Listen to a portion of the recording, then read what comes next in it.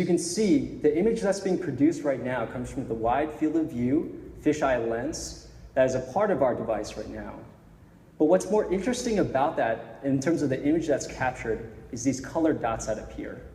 These dots are feature tracker points, which is a part of the optical data.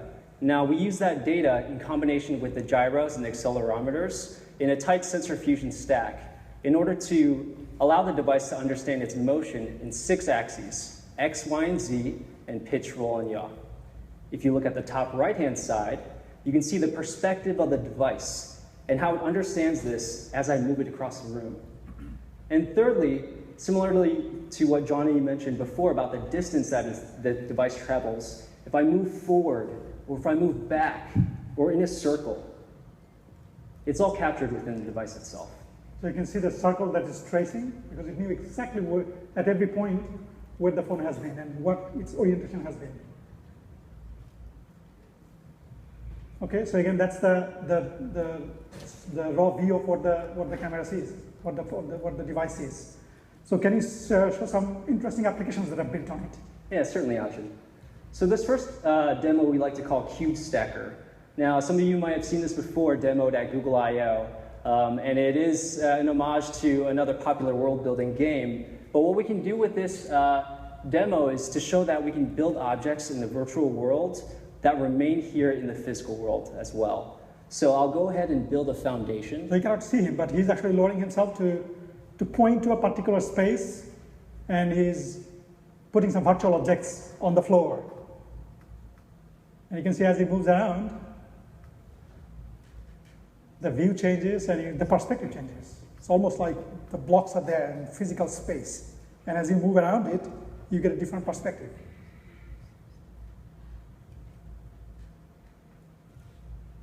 So it's pretty much building a house over there.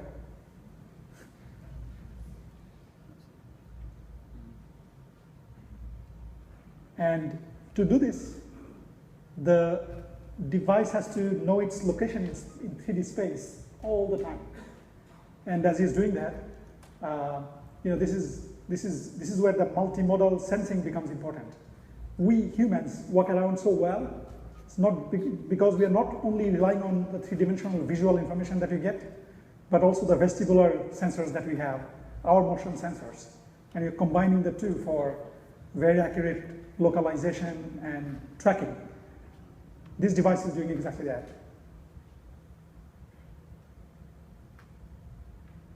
Are you going to try and sneak into the house? That's right. So we can adjust the perspective, and actually, since this house exists here on the stage, I can actually go here inside the window, inside the door, and we can see inside. So he's actually lowering himself. He went into the door, through the door into the house. Right, and since I've always wanted a pool in my very own house, I'm going to add one in here. Isn't that amazing? And we can see in that perspective. I'll come back out. Now he's coming back out. Don't hit your head. And can you walk around? Yes, we can walk around the house as well. Think of transporting yourself into virtual worlds and building these virtual worlds and be immersed inside there. Okay, now we're going to turn violent, right?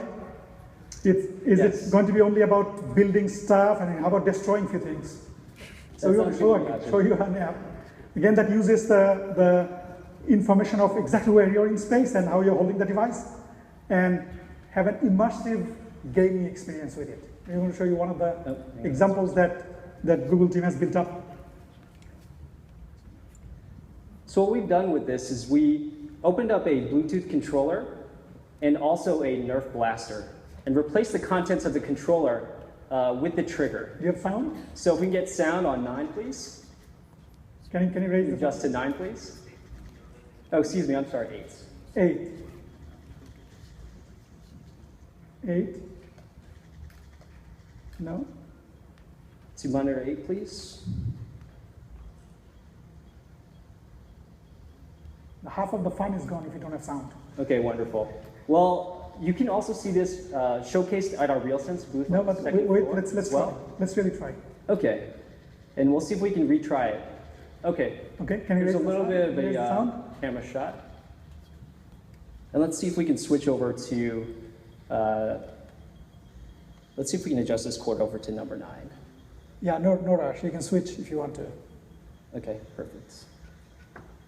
Obviously, all these demos are there in the booth as well. Yes. Okay. There we go. Can we get the image also? Can you explain what you're shooting at? Certainly. So in this game itself, robots come to approach and attack you throughout the game. But what's important about this, in terms of a demo aspect, is it's not only the perspective of the camera itself, it's not only the perspective of the camera that is being followed by the device, but the actual motion across the stage. The map that is displayed within the actual game is an area that I can traverse around. So you can see it now. I can move back and forth within this map. I can actually get behind those blocks as well. And I'm simply attacked here by robots.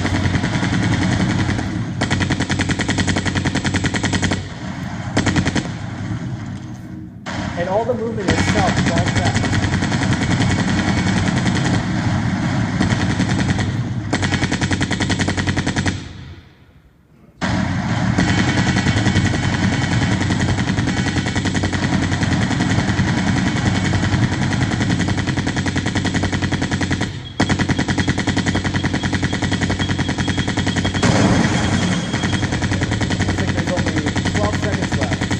Great, thank you.